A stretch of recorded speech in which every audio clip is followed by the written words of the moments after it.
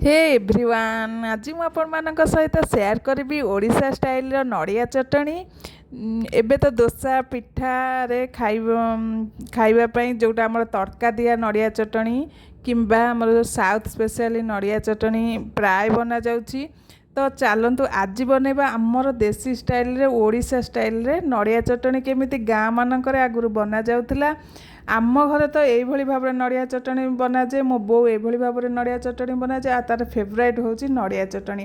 तो चलतु आज से स्टाइल रे ओडिशार गोटे पारंपरिक रेसिपी गोटे ऑथेंटिक रेसिपी नड़िया चटनी। मुझे फाड़े नड़िया को नहीं जाइए कोरिकी दुईटी कंचा लंका नहीं जाइए तेंतुली नहीं जाइए जीरा नहीं जाइए आउ भृसंग पत्र नहीं जाइए आ स्वाद अनुसार आपण मैंने लुण नहीं जिबे आ तेंतुली को तेंतुली मंजी बाहर करदेवे। तापरे आमे ताकू ग्राइंडिंग करि नबा किंबा आपण मान पाखरे शिळ यदि शिଳରେ बाटी देबे शिଳରେ बाटिले आउरी बहुत बढ़िया टेस्ट आसी थाए।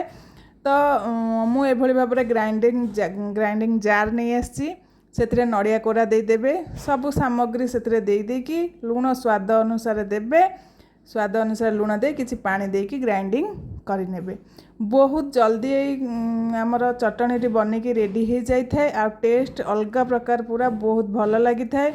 जदि आपण मैंने टिके मीठा खाइबा चाहती ताहले सेतिरे टिके चीनी मध्य पकई पारिबे नहले एई भली भाबरे मो भलिया मोर मीठा मते भल लागेनी तो मु स्पेशली चटनी रे मीठा पकाइनी।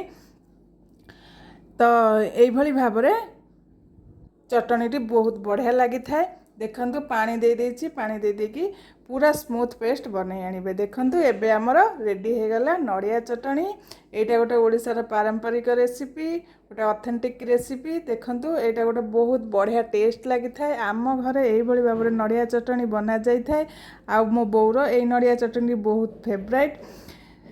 तो यही भली भाबरे आपण माने नड़िया चटनी बहुत इजी वे रे जल्दी केमिति बनि जीवो से भली भाबरे बनै पारिबे। तो फुल वीडियो देखिए वीडियो भल लगे निहाती भाव में मोर चैनल को सब्सक्राइब करंतु लाइक शेयर कमेंट करंतु इंस्टाग्राम फेसबुक रे देखुतले निहाती भाव में फॉलो करंतु। तो एबे हमर रेडी हो गला नड़िया चटनी।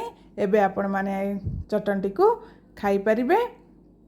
तो फ्रेंड्स इजी रेसिपी को ट्राई निहाती करिवे।